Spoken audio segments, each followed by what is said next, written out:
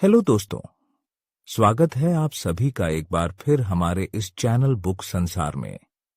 किताबों की दुनिया में आप सभी का इतना उत्साह दिखाना और हमारे चैनल पे अपना प्यार बनाए रखने के लिए आप सभी का मैं तहे दिल से शुक्रिया अदा करता हूं।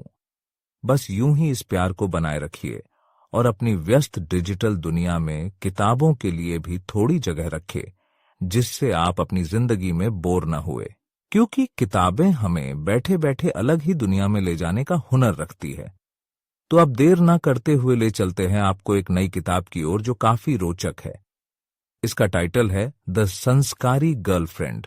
जी हां, बिल्कुल ठीक सुना आपने, द संस्कारी गर्लफ्रेंड, जिसे लिखा है जिगांशु शर्मा ने। संस्कारी इसलिए क्योंकि आर्या एक फ्री इंडिपेंडेंट लाइफ अपने टर्म्स एंड कंडीशंस पे जीना है चाहती है, किंतु वह अक्सर अपनी मां के सुझाए नियमों को भी ध्यान रखती है। हर दफा तो न सही, पर एक बार उसका दिमाग उनकी सोच के अनुसार विचार विमर्श कर ही लेता है। आर्या शर्मा सरकारी एम्प्लॉई है और उस पर काम की काफी जिम्मेदारियां होती हैं, और इसी के चलते बैंक उसे 2 इयर्स के लिए गोवा की एक बैंक में ट्रांसफर कर देती है।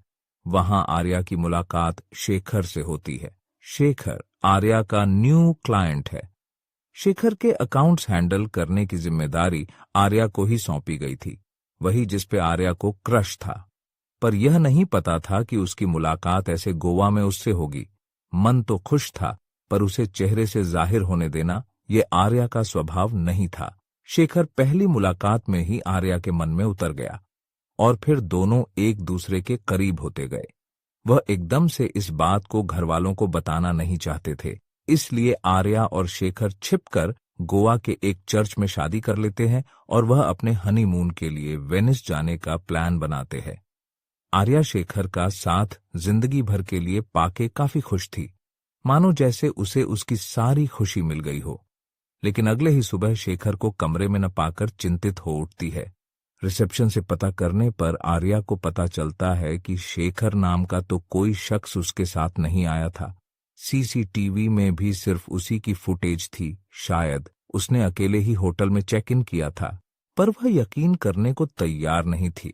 वापस एयरपोर्ट जाके वह सभी डिटेल्स चेक करती है, जहां उसे पता चलता है कि वह पूरे ट्रिप अकेले ट्रैवल करके आई है। आर्या, जिसे अब सब कुछ भ्रम सा लगने लगा था, उसे समझ ही नहीं आ रहा था कि क्या वह कोई सपना देख रही थी।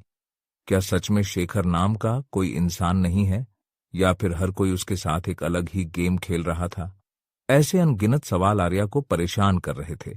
उसे ऐसा लग रहा था मानो वह बिल्कुल अकेली हो और उसको सभी ने धोखा दिया है। उसे समझ नहीं आता है कि वह क्या करे। सब कुछ छोड़कर अपने घर चले जाए, या उन सभी सवालों का जवाब जो सिर्फ शेखर दे सकता है, उन्हें ढूंढे। क्या वह शेखर के इस असंवेदनशील व्यवहार के उत्तर की खोज करने के लिए वापस जाए, और या उसके प्यार को छोड़ दे। खुद का सोचे और आगे बढ़े। इन सब से परेशान आर्या वापस से अपने जॉब रिज्यूम करती है और पेंडिंग फाइल्स कंप्लीट करने लगती है। तभी उसकी नजर सरकार इंडस्ट्रीज की फाइल पे पड़ती है। Application for the change of account holder, reason death of Indranil Sarkar due to shootout. New holder था शेखर सरकार। आर्या सोच में पड़ जाती है, तो क्या यह वजह रही होगी शेखर के गोवा से अचानक गायब होने की। पर फिर सवालों की गुत्थी में उलझ के रह जाती है कि क्यों शेखर ने एक बार भी उससे बात साझा नहीं की, और सारी डिटेल्स का गायब होना। एप्लीकेशन फॉर्म पर साइन लेने के बहाने शेखर से खुद इन सवालों का जवाब पाना आर्या को एक नई उम्मीद के जैसे दिख रहा था। पर क्यों वहां शेखर उसे पहचानने से मुकर जाता है। क्या वाकई आर्या का भ्रम था, या शेखर की कोई साजिश, या उस पे कोई दबाव। यही पूरी कहानी का सारांश है। आर्या जांच कर रही है और एक इम्पॉसिबल स्थिति की तरह दिखने वाली चीज का पीछा करती है, जब तक आखिरकार चीजें उसके पक्ष में काम करने लगती हैं।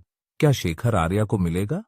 क्या उन अनगिनत सवालों के जवाब आर्या को मिलेंगे, या सब एक वहम की भांति खत्म हो जाएगा? जानने के लिए पढ़िए ये किताब द संस्कारी गर्लफ्रेंड। आज की इस वीडियो को यहीं समाप्त करते हैं। मिलते हैं फिर जल्द ही एक नई वीडियो और एक नई किताब की समरी के साथ। तब तक के लिए आप हमारे चैनल पर बने रहे और अपने सुझावों को कमेंट के माध्यम से हमें पहुंचाते रहे। धन्यवाद।